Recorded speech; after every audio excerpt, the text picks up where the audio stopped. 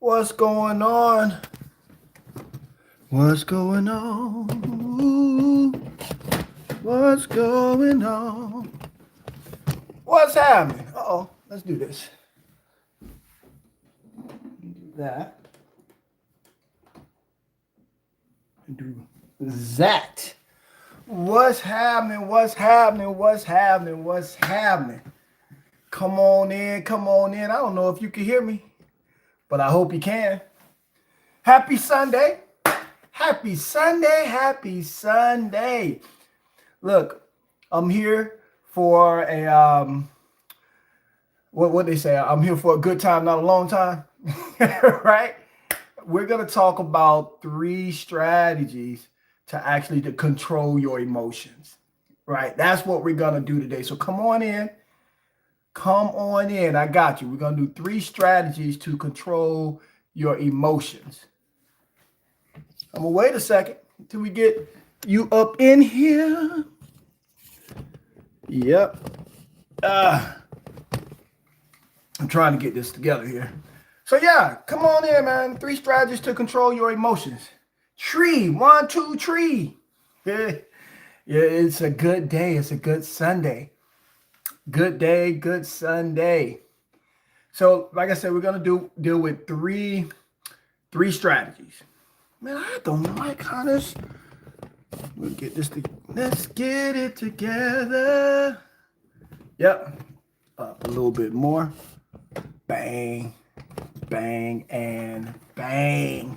Bada bing, bada bing, bada boom. So look, we're gonna do 3 strategies to control your emotions, because the reality, I was thinking about this, right? The reality is, like, our mind is by far the most powerful tool that we possess. By far the most powerful tool that we possess. It's actually a divine gift from God. And our minds actually shapes our reality. Like, everything is a way of thinking. Yeah. That's what I need you to understand. Like, everything is a way of, I'm trying to change my shirt. Everything is a way of thinking. Like, even the Bible talks about the only true way to change your life and to step into like a stronger version, a wiser version, a better version of yourself. The only way to do that is to change the way you think. Change the way you think. Because if you want to break free or like really overcome challenges, to become the person that God has actually called you to become, and actually everything, all of that stuff starts in your mind. That's where it starts. It starts in your mind. So I have a question for you. Have you ever wondered how a person could love God but still live beneath their potential? Talk to me. Talk to me. Have that ever like crossed your mind? Like, okay, this person saying they love God, right? But then they're constantly fighting for limitations. Like, they're in toxic relationships. They struggle managing money, but they love God. Like, how does that happen, right? Let me give it to you straight.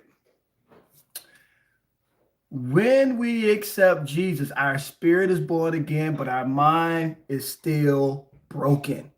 You're going to hear me say this a lot.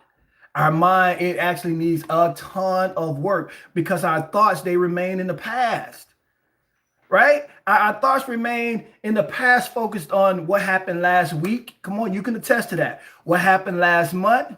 What happened 5 years or 10 years ago? And all of those things, they slow us down, right? They hinder us from the blessings that God really has for us. And so we often hear people talk about visions. People talk about goals. They talk about dreams. But here's what I've learned. I've learned this, that most people don't have a vision problem. They have a thinking problem. That's where we're going today. We're talking about how to control our emotions. I'm going to give you 3 strategies to how to control your emotions. But you first have to understand that most people don't have a vision, a dreaming, a goal. They don't have that issue. They have a mindset problem. So that's what we're focusing on today, right? We're going to focus on I have a desire to increase your palate for your mind. I have a desire to increase your palate for your mind because the greatest force is the power within. Come on, say that with me. Type it in. The greatest force is the power within.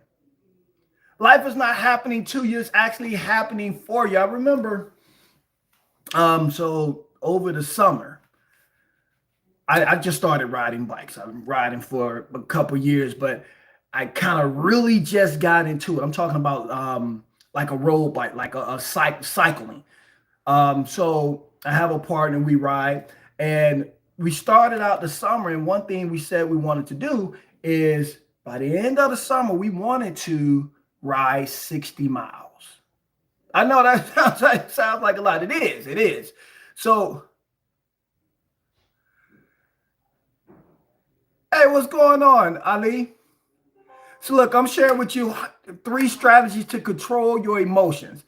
But so I like I said, I started out the summer. I wanted to ride 60 miles, right? And so we would go, ride 10 miles, turn around, maybe 20 miles, turn around. Well, at the end of the summer, we went out to Delaware. And I don't know if you know anything about Delaware, but it's windy out there. I say windy, it is windy. So we decided to ride 60 miles. And it was this, they were having this this ride-a-thon. And so we jumped in and we rode.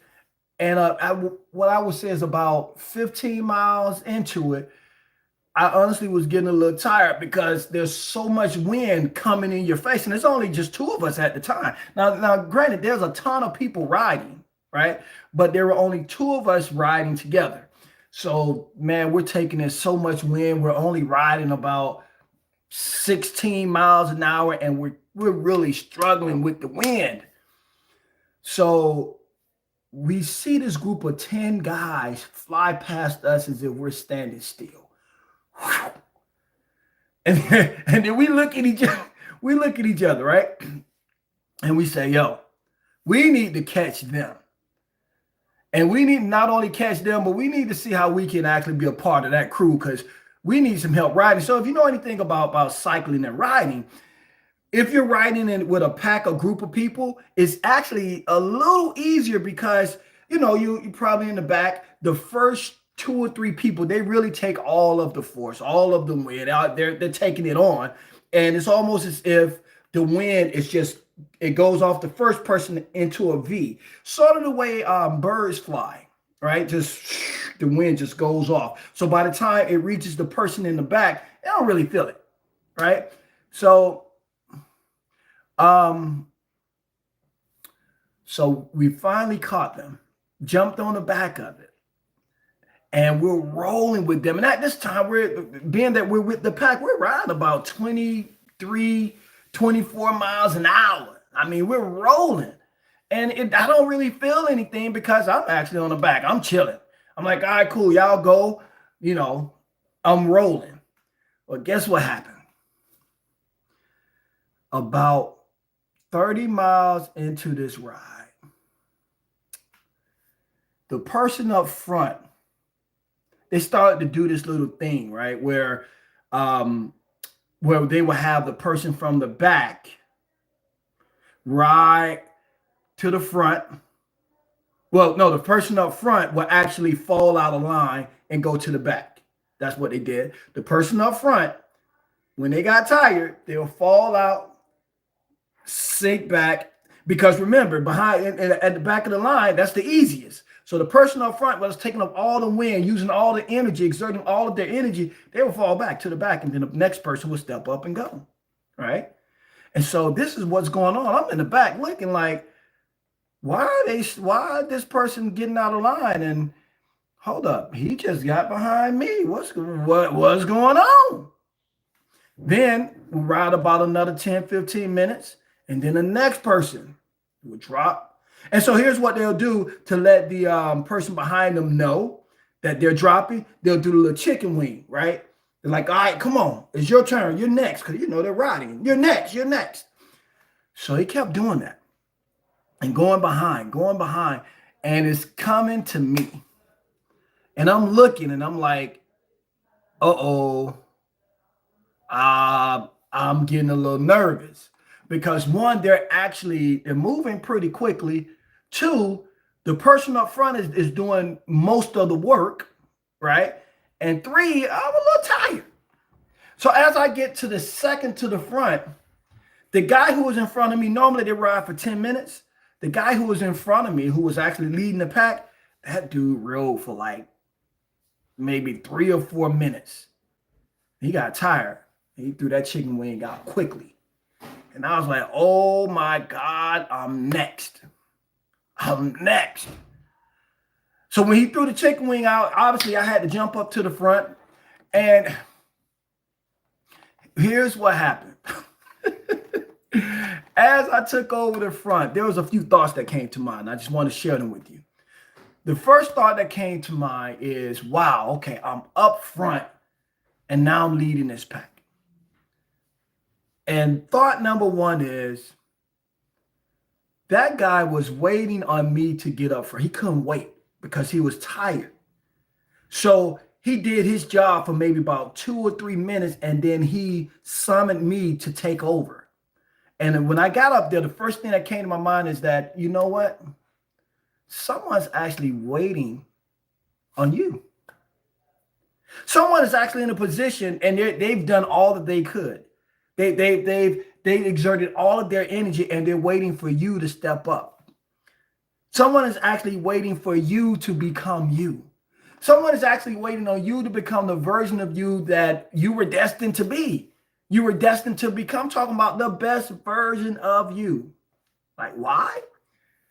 Because not everything is about you, but everything starts with you. Let me say that again. Not everything is about you, but everything starts with you. And I get it. It can be scary when it's time for you to step up and you're not ready. But the Bible says you need to be strong and courageous. You need to lean on God. Be strong and courageous because he will never leave you, nor will he forsake you. Nope. So I need you to step up because there are people waiting for you.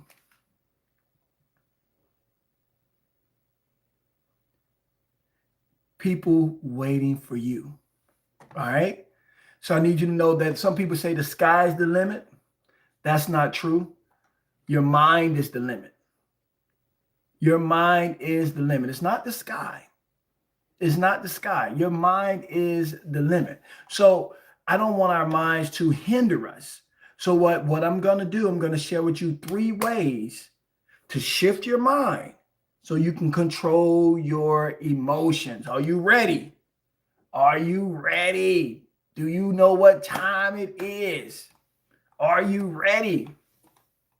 But before we do that, I need you to understand that when it's coming to dealing with your emotions, we have to really understand that there's a conscious mind and there's a subconscious mind, right? There's a conscious mind and a subconscious mind. And so our lives are controlled by our subconscious mind, our deep desires. That's where our belief system lives. That's where our habits are. All of those things are stored within our subconscious mind. You may have even heard this, like, you don't decide your future, you decide your habits. And your habits decides your future. Right? In the Bible, this is why King Solomon said that guard your heart above all else, for it determines the course of your life. That happens in Proverbs 4:23. And here's the point I need you to grab. Your heart is not the thing, like the biblical heart in the Bible, that's not the thing pumping in your chest. It's actually your mind. More specifically, it's your subconscious mind. More specifically, it is your subconscious mind. So he said, guard your heart or guard your mind above all else, right? So how do we do that so we could actually control our emotions? We can control our minds. How do we do that? Okay. I know you've been waiting on it. So here we go. Here's how we control our emotions. Number 1, you have to understand that subconscious mind is the most active within the first few minutes after you wake up. Right? Meaning that if you're going to reprogram your mind, it's easier to do that when you first wake up in the morning, right? So I'm talking about when as soon as you wake up, as soon as your feet hit the floor, I'm talking about don't run to social media. Don't run to your phone making phone calls, right? Don't run to check on the kids. I need you to listen to something empowering. I need you to listen to something that's going to build up your spirit. So if you want to have a powerful day, you have to really master your morning. All right? You have to master your morning. You have to understand that the most important thing in your life is your mind. So you have to protect your mind. You have to invest in your mind. So when you first wake up, the studies show when you first wake up, that what you listen to, what you hear when you first wake up has the ability to affect everything, your entire day. So guard your mind when you first wake up in the morning. That's number one. Listen to something that's going to uplift you, something that's going to like really speak to you. Number two, you have to understand that your words have a lot of power, a lot of power. Like the most powerful message you will ever hear is the one that we tell ourselves. Like when we speak to ourselves, what are you saying? What are you saying to yourself? Like most people would say they're like speaking affirmation, right? Let's say affirmations to ourselves. Say, oh, I'm bold, I'm strong. Oh, I get that. I'm cool with affirmations. But studies show that although affirmations work, they're not as dominant as a question. All right? They work, but they're not as dominant as a question. Because when we first say our affirmation, sometimes we feel like a fraud if we're lying to ourselves, right? And it's really because our mind struggle with what you may know as cognitive dissonance, right? Basically, your thoughts and your actions are not aligned. So we may say, okay, I'm fit and I'm healthy. But then our mind will say, man, stop playing. You just ate that cake yesterday. You haven't worked out in a month. So our minds will begin to stick to really doubt will begin to creep in. So here's how you bypass the doubt. You ready? This is how you bypass the doubt. When we ask ourselves a question, it actually tricks our minds and it bypasses the self-doubt. Our brains go directly to looking for the answer. It goes directly to looking for the answer. This is because questions momentarily hijacks our brains, right? And it takes our thought process and our brain automatically, it automatically tries to answer the question. So one primary function of our mind, which is very important, write this one down. One primary function of our mind is that our mind wants to prove us right. Now that's good. That's actually good, and that can be dangerous at the same time, right? Confirmation bias is real. Our mind wants to prove us right. Our mind is always searching for evidence to support what we believe. Our mind wants to prove us right. So the reason why this can be dangerous is because it can impact how we gather information, how we process information. Like when we ask questions to ourselves like, why am I broke? Or why can't I catch a break? Or why can't I lose weight? Right? Like those negative, disempowering questions. So when you ask those type of questions, your brain will search for evidence for that question. Right? So we have to be careful. We have to be careful with how we ask ourselves the question. So here's how I would recommend creating an affirmation. You want to be able to control your emotions. You have to write an affirmation in the form of a question. And here's how I like to do it. You basically write an affirmation and then you add why to it. Right? Write an affirmation and then add Y at the front. So here's what it will sound like. You may say, my body is healthy, I'm fit, and I'm full of life. Then you would say, why is my body healthy, fit, and full of life? If you're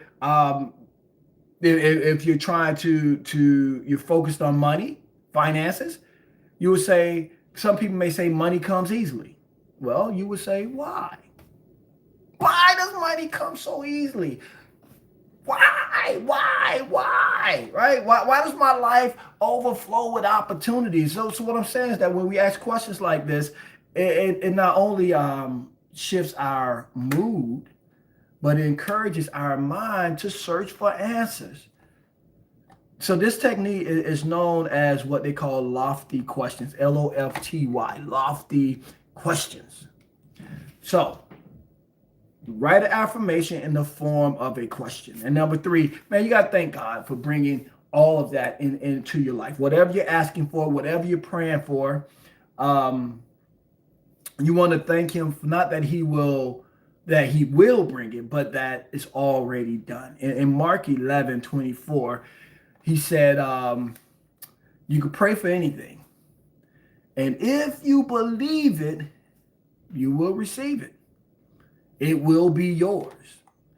And so when you pray, you got to believe that God has already answered your prayers, right? Shift your mind to the future and thank him in advance as if it's already done, because it is. Because it is. Speak with faith. See it completed, right?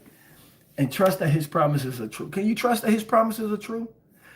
Right? So the power, I like to call it the power of instant gratification. So control your morning, dominate your day.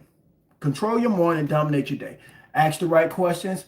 Asking the right questions is, you may have heard this, is half of the solution to the problem.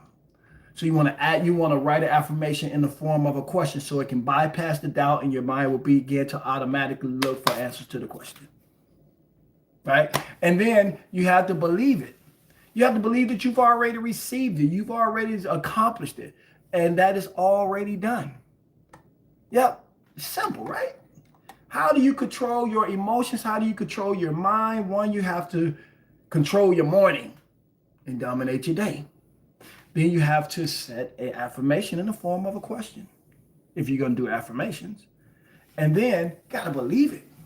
You got to believe that you've already had it. You got to operate as if it's already done. Period. Simple, right? So I just wanted to share that with you. I hope that blessed you. Hope that enlightened you. And we'll get back to it next time. Just wanted to share something with you on a Sunday. Deuces, deuces, deuces. Later.